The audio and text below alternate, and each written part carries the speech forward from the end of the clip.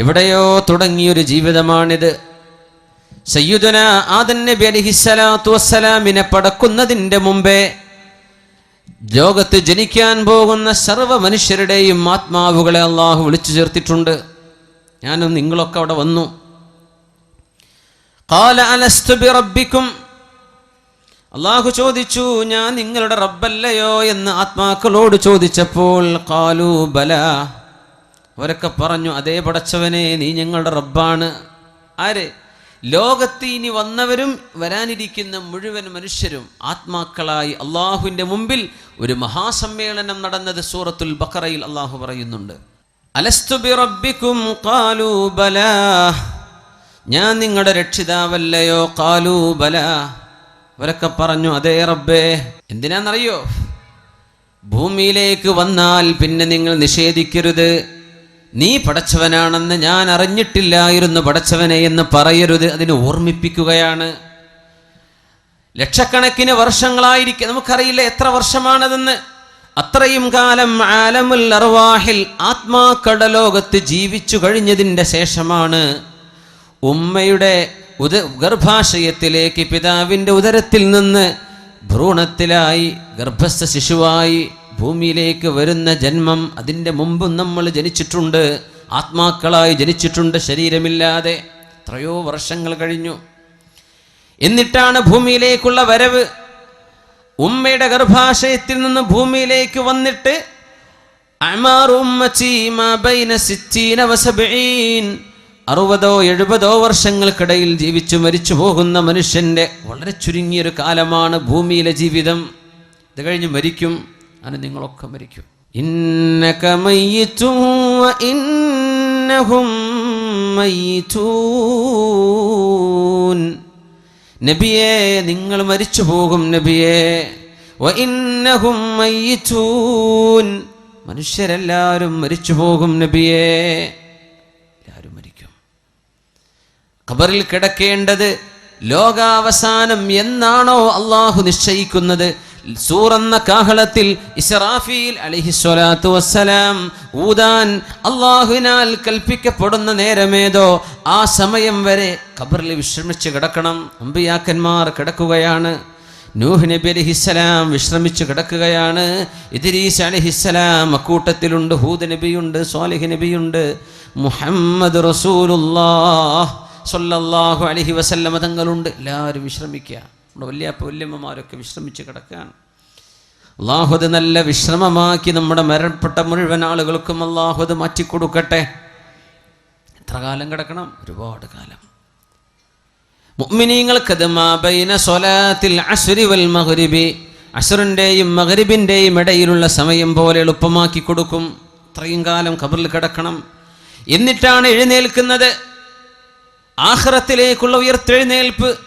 فإذا نفخ في الصور نفخة واحدة, ആദ്യത്തെ ഊത്തിൽ പ്രപഞ്ചം തകരുകയും രണ്ടാമത്തേതിൽ അള്ളാഹു പുനർജന്മം നൽകുകയും ചെയ്ത് പിന്നെ മഹ്ശറായിലേക്കുള്ള നടത്തമാണ്. മാ ബൈന 60 വ 70 40, ഒന്നാമത്തെ ഊത്തിൻ്റെയും രണ്ടാമത്തേതിൻ്റെയും ഇടയിൽ 40 ഉണ്ട്. 40 മണിക്കൂറാണോ നബിയെ? അത് 40 ദിവസമാണോ നബിയെ? 40 ആഴ്ചകളാണോ, മാസങ്ങളാണോ, വർഷങ്ങളാണോ?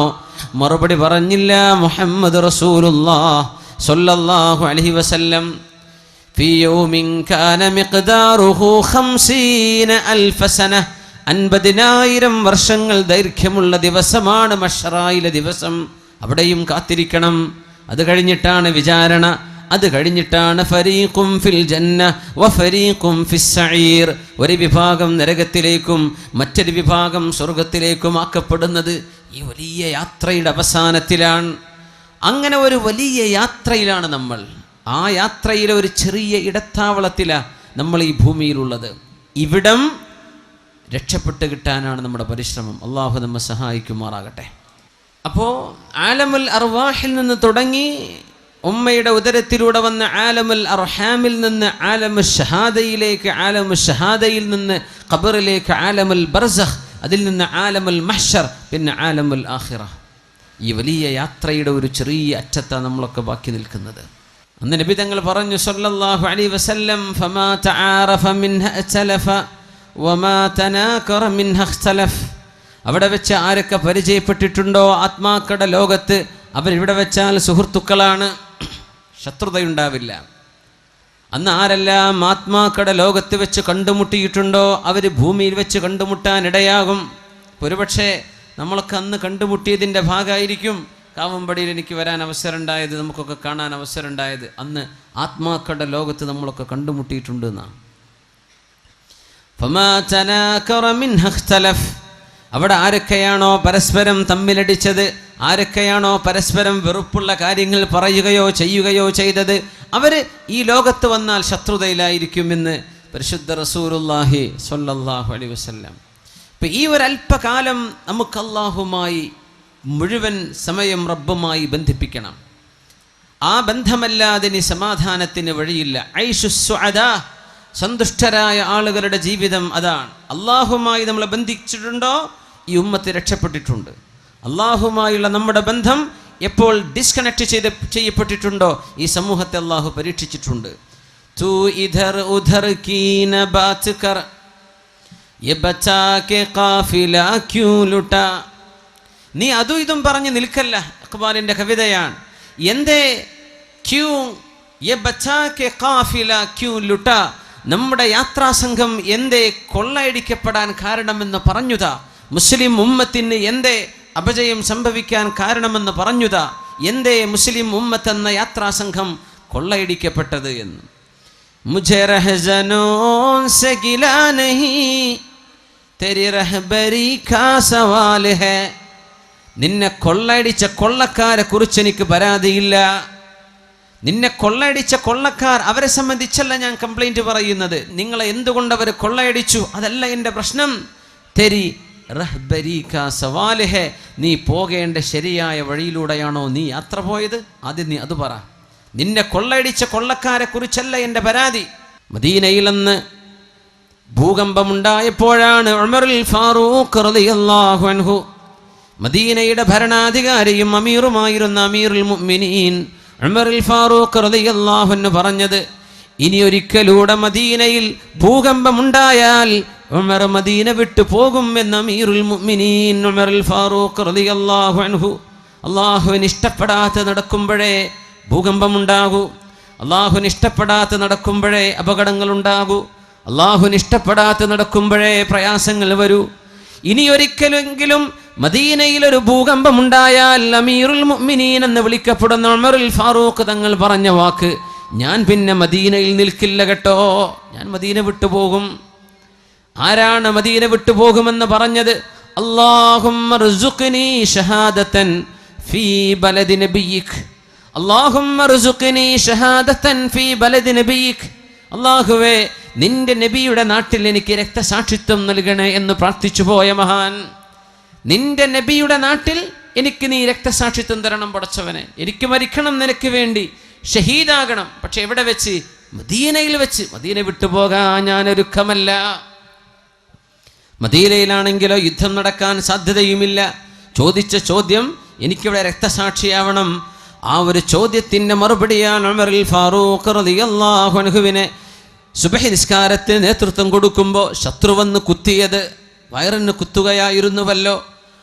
ആ മുറിവിൽ മരണപ്പെട്ട ഉമറുൽ ഫാറൂഖ് റളിയല്ലാഹു അൻഹു രക്തസാക്ഷിത്വം വഹിക്കാൻ മദീന വിട്ടപ്പുറം പോയിട്ട് എനിക്ക് മരിക്കേണ്ടതില്ല, മദീനയിൽ തന്നെ മരിക്കണം എന്ന് എന്നും പ്രാർത്ഥിച്ചിരുന്ന അമീറുൽ മുഅ്മിനീൻ അന്നൊരിക്കൽ ഭൂകമ്പമുണ്ടായപ്പോൾ പറഞ്ഞ വാക്കാണ്, ഇനിയൊരു ഭൂകമ്പം കൂടെ മദീനയിൽ വന്നാൽ ഞാൻ മദീനയിൽ നിന്ന് പുറത്തു പോകും, എന്നെ നിങ്ങൾക്ക് കാണാൻ കിട്ടില്ലെന്ന് ഉമറുൽ ഫാറൂഖ് റളിയല്ലാഹു അൻഹു. എന്തേ? ഏതോ ഒരു വീട്ടുകാരൻ, ഏതോ ഒരു കുടുംബക്കാരൻ അള്ളാഹുമായുള്ള ബന്ധത്തിൽ എന്തോ ഒരു ഇടർച്ച സംഭവിച്ചപ്പോൾ, അള്ളാഹുമായുള്ള ബന്ധത്തിൽ എന്തോ ഒരു പ്രശ്നം സംഭവിച്ചപ്പോൾ അള്ളാഹു നടത്തുന്ന ഭൂകമ്പമാണിത്, അള്ളാഹുവിൻ്റെ ശിക്ഷയാണിത്. നമ്മുടെ ബന്ധം ഡിസ്കണക്ട് ചെയ്യപ്പെട്ടാൽ അള്ളാഹു ഇടപെടും, അവൻ്റെ ശിക്ഷ കൊണ്ട് ഇടപെടും. മുझे रहज़नों से गिला नहीं तेरी रहबरी का सवाल है. കൊള്ളക്കാരെ കുറിച്ചല്ല നമ്മുടെ പരാതി. ഇസ്രായേലുകാരൻ എന്താ ഇങ്ങനെ ചെയ്യുന്നത്, അതിനെക്കുറിച്ചല്ല നമ്മുടെ പരാതി. ഫലസ്തീനുകാർ നേരെയായിട്ടുണ്ടോ, എവിടെയാ വിഷയം? ശത്രുക്കളെ കുറിച്ചല്ല നമ്മുടെ പരാതി, നമ്മൾ നേർവഴിക്ക് നടന്നിട്ടുണ്ടോ എന്നതാണ് പ്രശ്നം.